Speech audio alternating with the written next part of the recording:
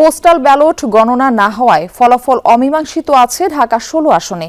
দর্শক, এ বিষয়ে আরো খবরাখবর জানাতে যুক্ত হচ্ছেন সহকর্মী হুমায়ুন রশিদ জীবন। আমরা যাচ্ছি তার কাছে। জীবন, সারা রাত রেজাল্টের অপেক্ষায়, কখন নাগাদ জানা যাবে চূড়ান্ত ফলাফল?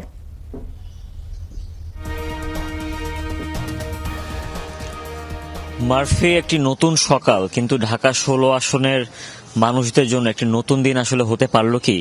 কেননা ভোট হয়ে গিয়েছে অনেকক্ষণ, কিন্তু তারা এখনো জানেন না তাদের নির্বাচিত প্রতিনিধি আসলে কি। হোয়াইট প্লাস প্রো সেনসিটিভ স্কয়ারের মাঠের বাইরেও তো আমরা এভাবে দেশপ্রেম দেখাতে পারি।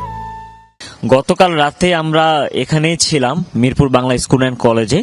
এখানেই রিটার্নিং যারা কর্মকর্তা ছিলেন তারা এই আসনের ফলাফল ঘোষণা করেন। তবে সেটি চূড়ান্ত ফলাফল নয়, সেটি শুধুমাত্র কেন্দ্রে যে ভোট পড়েছে সেই ফলাফল অনুযায়ী আব্দুল বাতেন যিনি আছেন, যিনি দাঁড়িপাল্লার প্রার্থী, তিনি ধানের শীষের প্রার্থী আমিনুল হক থেকে প্রায় ২০০০-এর মতো ভোটে এগিয়েছিলেন।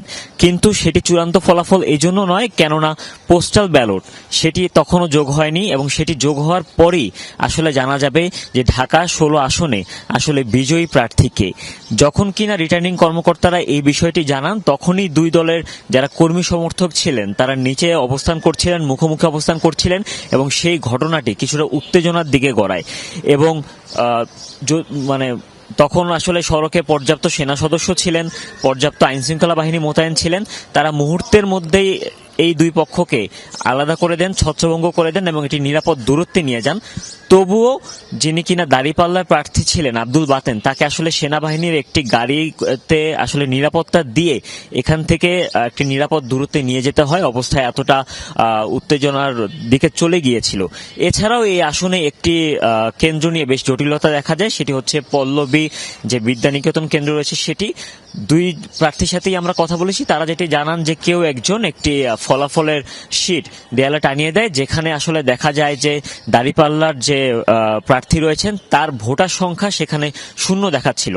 তো দাঁড়িপাল্লা যখন জিনিসটি রিটার্নিং কর্মকর্তাদের বলেন, তখন তারা জিনিসটি হয় পরিবর্তিত অথবা সংশোধিত করেন, এবং সেই আসনের পরবর্তীতে সেই কেন্দ্রের ফলাফলটি দেওয়া হয়। তবে এই বিষয়টি নিয়ে ধানের শীষের প্রার্থীর এক ধরনের অভিযোগ রয়েছে।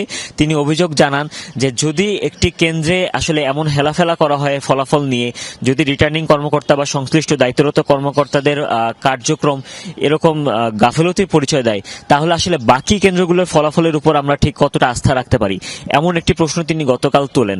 তবে সবচেয়ে গুরুত্বপূর্ণ বিষয়টি হচ্ছে যে আমিনুল হক যিনি ধানের শীষের প্রার্থী এবং যিনি কিনা আব্দুল বাতেন দাঁড়িপাল্লার প্রার্থী, তারা দুজনেই যেটি বলেছেন যে এখনো তারা আসলে কোনো প্রতিক্রিয়া বা রিয়াকশন দিতে রাজি না। তারা আসলে অপেক্ষা করছেন পোস্টাল ব্যালটের জন্য। পোস্টাল ব্যালট সংযুক্ত হওয়ার পর যখন কিনা ফলাফল আসবে, তখনই তারা আসলে তাদের প্রতিক্রিয়া জানাবেন যে এই নির্বাচন নিয়ে আসলে তারা আসলে কতটা সন্তুষ্ট, কিংবা তাদের আসলে কোনো অভিযোগ বা কোনো ধরনের অসন্তোষ রয়েছে কিনা। এবং অধীর আগ্রহে আসলে প্রার্থীদের পাশাপাশি তাদের কর্মী সমর্থক এবং ভোটাররাও অপেক্ষা করছেন যে আসলেই এই আসনের নির্বাচিত প্রার্থীটা কে। এটি আসলে কখন নাগাদ জানা যাবে, এই প্রশ্নটি আপনি করেছেন। এই প্রশ্নটি আসলে ইলেকশন কমিশন তারাই জানেন, কেননা সেখান থেকেই আসলে এটির ঘোষণা করা হবে। এখান থেকে যেটি করা হচ্ছে যে এই কেন্দ্রগুলো থেকে ভোট কেন্দ্রে যে ভোটাররা যে ভোট দিয়েছেন সেই যে প্রাপ্ত যেই তথ্যটি রয়েছে, সেই তথ্যটি আসলে ইলেকশন কমিশনের কাছে পাঠানো হয়েছে। ইলেকশন কমিশন এখন যে পোস্টাল ব্যালট সেই ভোট সংখ্যাটি সংযুক্ত করবেন, সেটি যোগ করে তারপর তারা একটি ফলাফলে উপনীত হবেন যে আসলে ঢাকা ১৬ আসনে যে প্রার্থী বিজয়ী প্রার্থীটি কে, এবং ঢাকা ১৬ আসনে আসলে কাকে ভোটাররা প্রতিনিধি হিসেবে পেল। মারফি।